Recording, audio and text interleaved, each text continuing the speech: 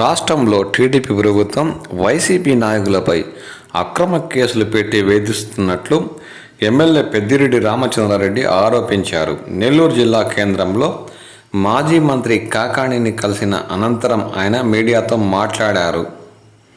దొంగలకు వేసినట్లు వైసీపీ నాయకులపై పీటీ వారెంట్లు వేస్తూ వేధిస్తున్నారని ఆయన అన్నారు. తన రాజకీయ జీవితంలో ఇలాంటి పరిస్థితులు ఎప్పుడు చూడలేదన్నారు.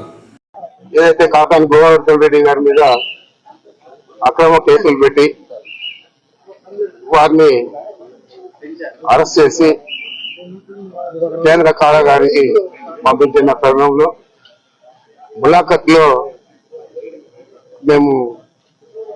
నేను కేతిరెడ్డి వెంకటరామరెడ్డి, అనంత వెంకటరామరెడ్డి ముగ్గురు కూడా వారిని కలవడం జరిగింది.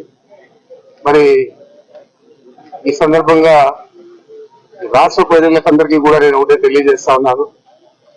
ఇప్పుడు లేని విధంగా ఒక మనిషి మీద ఒక కేసు పెట్టి జైలుకి పంపిన తర్వాత పీటీ వారెంట్ కేసు దొంగలు ఏదైనా థెఫ్ట్లు చేస్తారు, అలాంటి వారిని పోలీసులు బయట రానిస్తే మళ్ళా దొంగతనం చేస్తారని పీటీ వారెంట్ వేసేవాళ్ళు గతంలో. ఆ విధంగా ఈ రోజు రాజకీయ నాయకుల మీద కూడా పీటీ వారెంట్ల పేరుతో ఒక్కొక్కరి మీద 5-6 కేసులు పెట్టి ఆ నెలల తరబడి కేంద్ర కారాగారంలోనే ఉండే విధంగా ఈ ప్రభుత్వం వ్యవహరిస్తా ఉంది. ప్రజలందరూ కూడా గమనించాలని కోరుతా ఉన్నాను. ఇలాంటి పరిస్థితుల్లో గతంలో ఎప్పుడైనా నెలకొన్నాయా ఒకసారి మీరందరూ కూడా ఆలోచన చేయాలా. ఎందుకంటే నేను దాదాపు 10 ఎన్నికలు చేశాను, 7 సార్లు ఎమ్మెల్యేగా ఉన్నాను. ఎప్పుడు కూడా చూడలేదు, ఏ ముఖ్యమంత్రి కూడా ఈ మాదిరి వ్యవహారం చేస్తుంది నేను చూడలేదు. మరి ఈరోజు చంద్రబాబు నాయుడు అత్యుత్సాహంగా ఎవరైతే వైఎస్ఆర్ కాంగ్రెస్ పార్టీలో కీలకంగా పనిచేస్తా ఉన్నారు వారందరినీ టార్గెట్ చేసి ఈ విధంగా కేసులు పెట్టడం అనేది చాలా దుర్మార్గం. తప్పకుండా దీనికి ప్రతిఫలం తప్పనిసరిగా మీరు కూడా అనుభవిస్తారని చెప్పి నేను తెలుగుదేశం పార్టీ నాయకులను ముఖ్యంగా చంద్రబాబు నాయుడికి తెలియజేస్తా ఉన్నాను. ఇలా వ్యవహారం చేస్తే ప్రజాస్వామ్యంలో అసలు ప్రజాస్వామ్యం మన రాష్ట్రంలో ఉందా అనే పరిస్థితులు ఈరోజు మనం ఆలోచన చేయాలా.